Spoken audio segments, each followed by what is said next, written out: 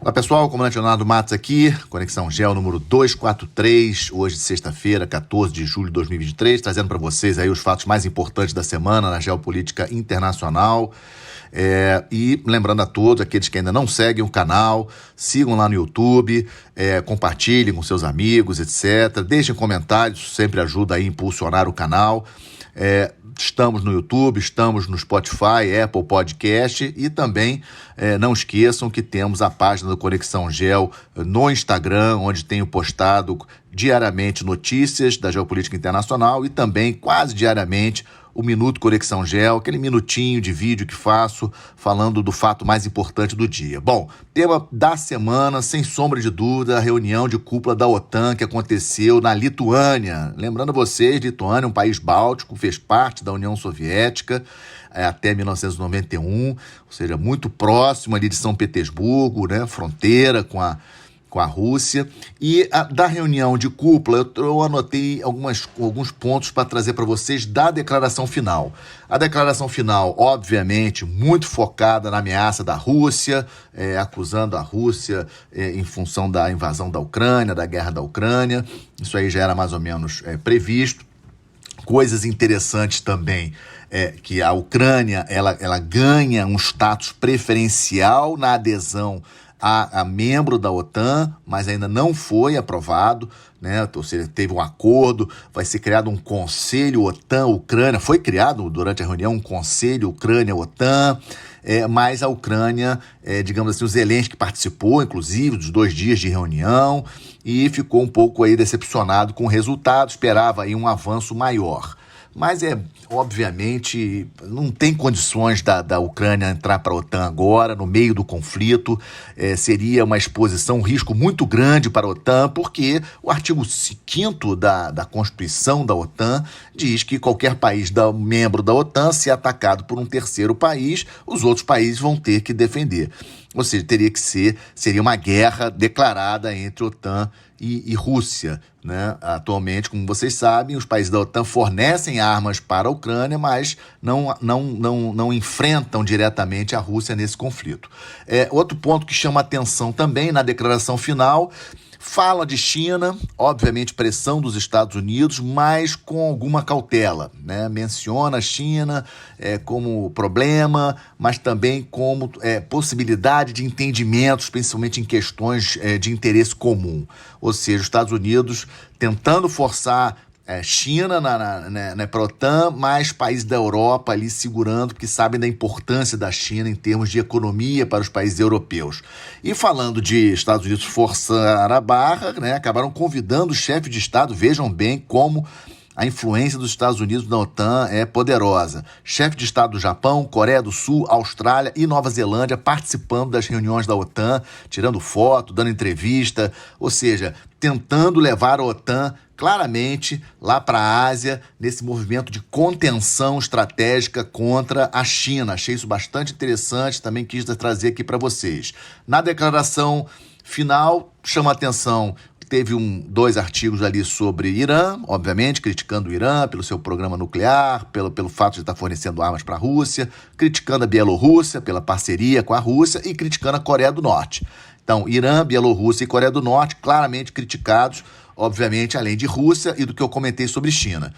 Além disso, terrorismo, de uma maneira geral, no norte da África, na região do Sahel africano e no Oriente Médio. Chama atenção que nada sobre América Latina, nada sobre Atlântico Sul, nem mesmo o Golfo da Guiné e nada, graças a Deus, sobre Amazônia, questões de preservação da Amazônia ou coisas do tipo. Uma ligeira menção de presença militar russa no Ártico, mas muito pouco, e obviamente nada sobre a Antártica. Fala de guerra cibernética, fala de espaço, mas esses são, em linhas gerais, os pontos mais importantes que eu achei por bem trazer para vocês nessa síntese da semana. Um evento, sem sombra de dúvida, é um evento anual, muito relevante e foi o ponto alto da semana. Bom, também, ponto importante, né, saiu essa semana uma notícia que eu quero comentar com vocês aqui, não sei se vocês acompanharam, de que o próprio Kremlin, o porta-voz do Kremlin, ele reconheceu que o Prigozhin, aquele chefe do grupo Wagner, naquela rebelião que vocês lembram, que já falamos bastante aqui, ele se encontrou com o presidente Putin em Moscou 5 dias depois da rebelião. Vocês lembram que a rebelião ocorreu de uma sexta para o sábado. No sábado, o Prigozhin, no final do dia, ele interrompeu aquele grupo do Wagner que estava indo para Moscou.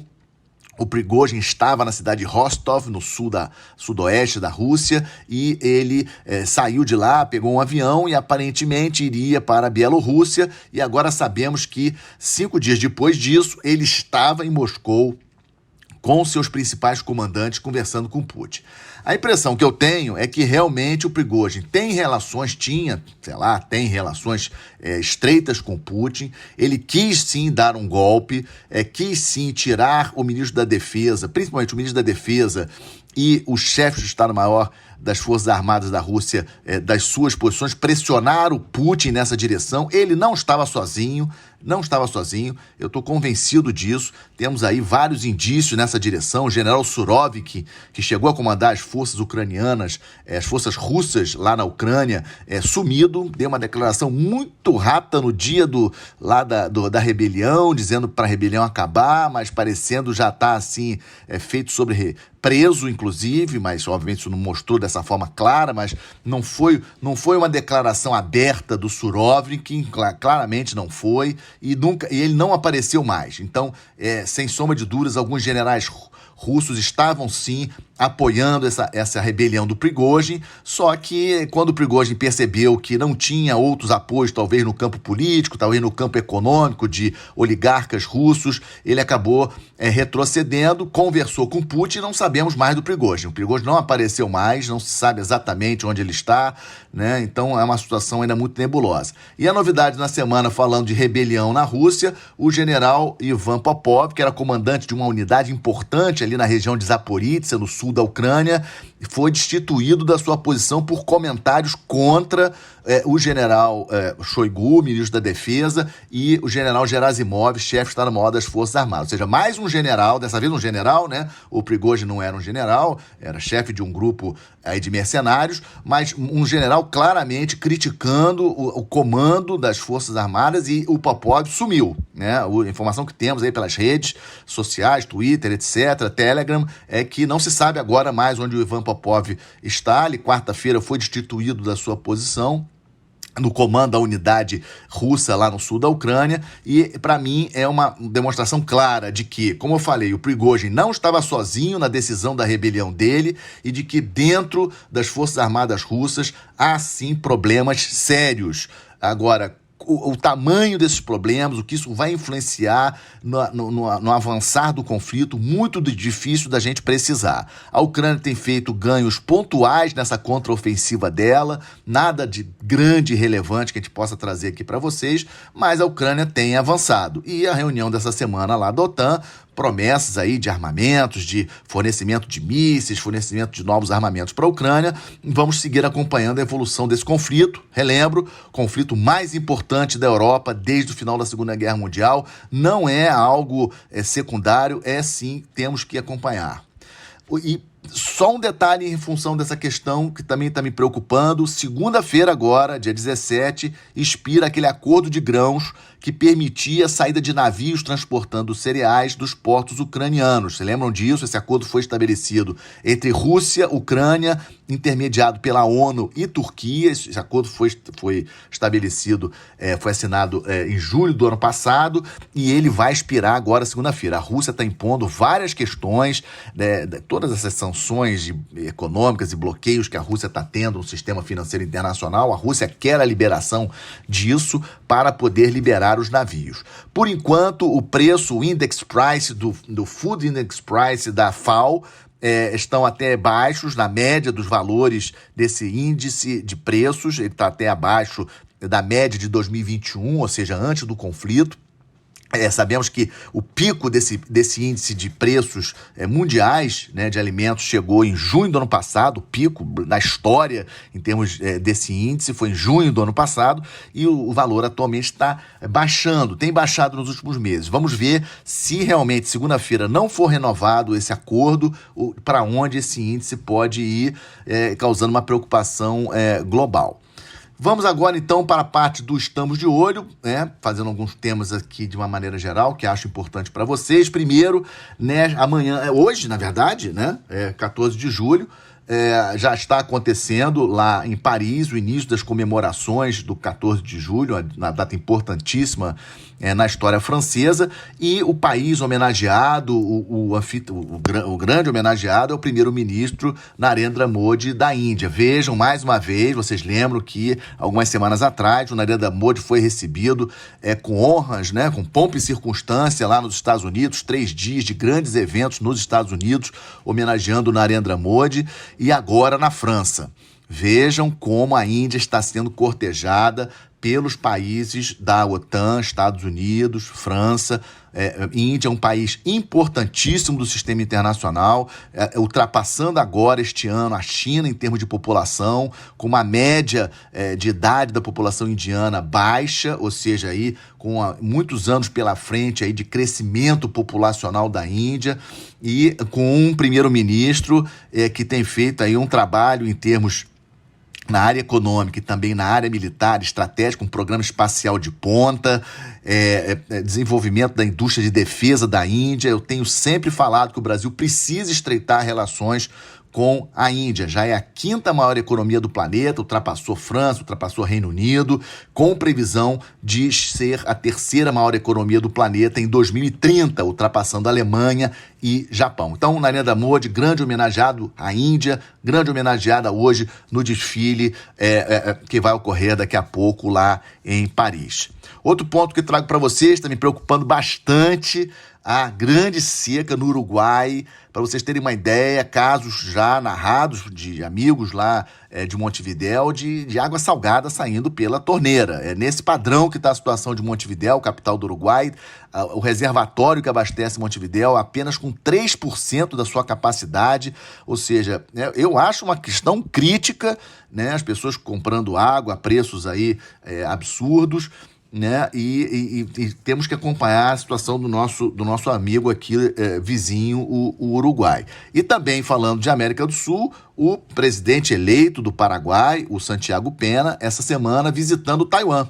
Lembrando a vocês que o Paraguai é o único país da América do Sul que reconhece Taiwan e não reconhece diplomaticamente a China. E o presidente eleito do Paraguai, o Santiago Pena, visitando Taiwan. Obviamente o Paraguai precisa dos investimentos de Taiwan, são importantes para o país, ou seja, reforçando os laços, é uma coisa atípica, não é uma coisa assim normal. O único país da América do Sul que tem relações diplomáticas com Taiwan e não tem relações diplomáticas com a China.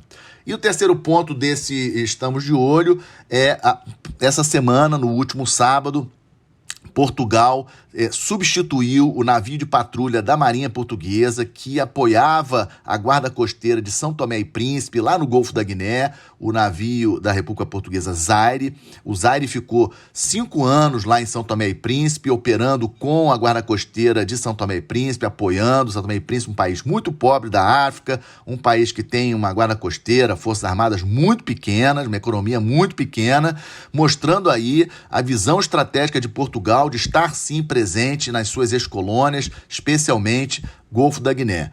Vejam bem, a distância entre São Tomé e Príncipe e Lisboa é a mesma distância de São Tomé e Príncipe para Natal, aqui no Rio Grande do Norte, né? Ou seja, Portugal se posicionando, mandando um navio, mandou o Centauro, que é um navio de patrulha oceânico mais moderno do que o Zaire, com maior capacidade. O Centauro vai ficar em São Tomé e Príncipe, operando com a Guarda Costeira de lá.